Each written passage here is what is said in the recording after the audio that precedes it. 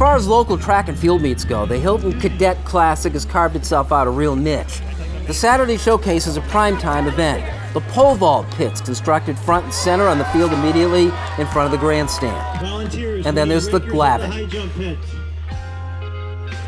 The Glavin is the premier in-season long-distance event in Section 5. Named in honor of the former McQuaid and Rutgers University distance star Peter Glavin, who's also the founder of the Genesee Valley Harrier Running Club. Glavin died 4 years ago at the age of 48. This year, his son, Donvan, a sophomore at McQuaid, ran in his first Glavin. What was the experience of running this race like for you? It was very emotional. Like when they were about to call my name, I almost started crying. It was just so surreal, just racing in a race named after you or your dad. The boys run 3,200 meters, and the 2014 race attracted a field of 39 participants. This was supposed to be a showcase for the great Mickey Burke of Rush-Henrietta.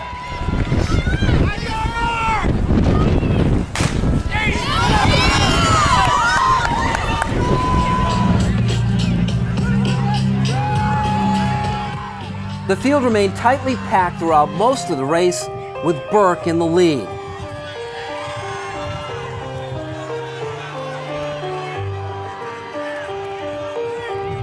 But with the event about half over, Burke pulled out, retiring to the infield with a tweaked groin, the result of a week-old injury.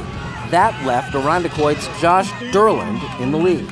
Well, look, you were closest to Mickey when he dropped out. What was going through your mind? I don't know. It kind of threw me off a little bit, but I know he's been injured, so I just kind of, wasn't quite sure what was going on for a minute, and then just figured keep going, and I don't know. Yeah, I mean, it's like, oh my goodness, at that point, I could win this thing, right? Yeah, actually. I was kind of bummed I had to fight the win and everything by myself, but, once I realized I could win, that was a nice motivation. The Glavin was claimed by Corning senior John McCarthy, who pulled away with a great late kick. Durland, the 5th seed, finished second. In the middle of the pack, Donvan Glavin tied his personal best at the distance in 10:10. Dad would have been proud.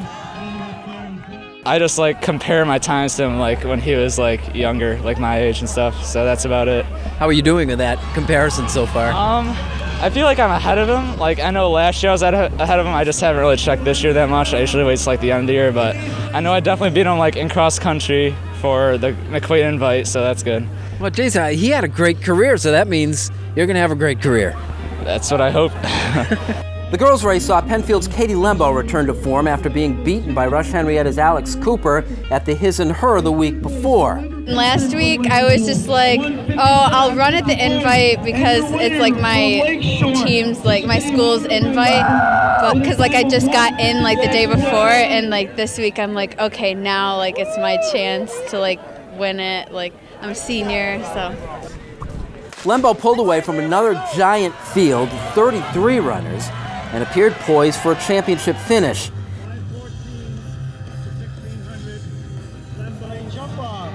Katie held a big lead into the final lap of the 3,000 meters when Corning freshman Jessica Lawson kicked it into high gear for the stretch run.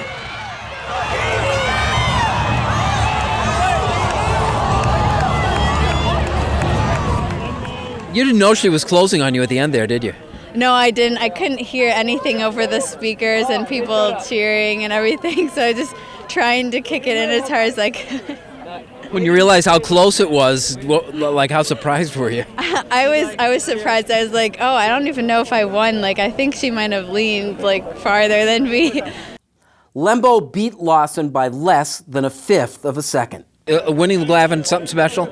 Yeah, it definitely is. I mean, I've been running it since I was really young in 8th grade or 9th grade, and I've come really close to winning it, and winning it this year was special.